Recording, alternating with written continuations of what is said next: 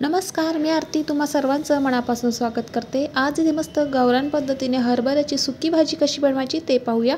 इथे मी हरभऱ्याची सुकी भाजी घेतलेली आहे, शेतातून खुडून आणली आणि स्वच्छ करून घेतली। 3 ते 4 वेळेस ही चांगली स्वच्छ करून घ्यायची, याची देठ खुडून घेतली अशा पद्धतीने। नंतर वाटण करण्यासाठी इथे 5 ते 6 लसणाच्या पाकळ्या, शेंगदाणे आणि मिरच्या घेतल्या आवडीप्रमाणे। शेंगदाणे भाजून घ्यायचे, नंतर हे खलबत्त्यामध्ये चांगले असे कुटून घ्यायचे, थोडे जाडसरच कुटायचे अशा पद्धतीने मी ते थोडे कुटून घेतले, बघू शकता तुम्ही। नंतर एकीकडे कढई गरम करण्यासाठी ठेवायची, त्यामध्ये 2 पळी इतकं तेल घालायचं।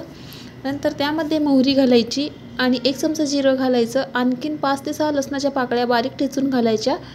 नंतर जे आपण शेंगदाण्याचं वाटण तयार केलं होतं ते यामध्ये घालायचं। भाजी चविष्ट अप्रतिम लागते।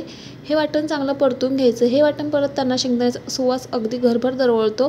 नंतर त्यामध्ये पाव चमचा हळद घालायची, चांगलं वाटण परतून घ्यायचं। नंतर ही हरभऱ्याची भाजी यामध्ये ॲड करायची आणि चांगली मस्त अशी परतून घ्यायची।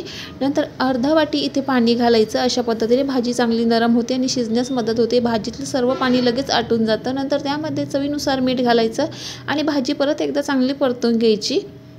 खायला अप्रतिम ही भाजी तयार होते, एकदा नक्की बनवून बघा। ही भाजी चांगली शिजवून घ्यायची आहे आपल्याला। यावरती 10 मिनिटे इतकं झाकण ठेवायचं। ही भाजी मस्त शिजवून घ्यायची आहे। आता 10 मिनिटं झाल्याच्या नंतर भाजी तयार आहे आपली। इथे बघू शकता तुम्ही, अशा पद्धतीने सुक्की मस्त हरभऱ्याची भाजी तयार होते। खायला अप्रतिम लागते, एकदा नक्की ट्राय करा। ही शेतातली भाजी मस्त चविष्ट तयार होते।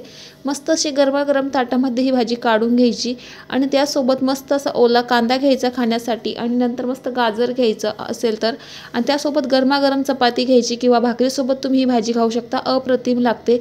बघू शकता मस्त अशी गरमागरम भाजी चपाती तयार आहे। रेसिपी कुठेतरी थोडी जरी आवडली तर चॅनलला सबस्क्राईब आणि 1 लाईक मात्र नक्की करा आणि हा व्हिडिओ जास्तीत जास्त शेअर करा। तोपर्यंत मस्त खा आणि स्वस्त रहा। धन्यवाद।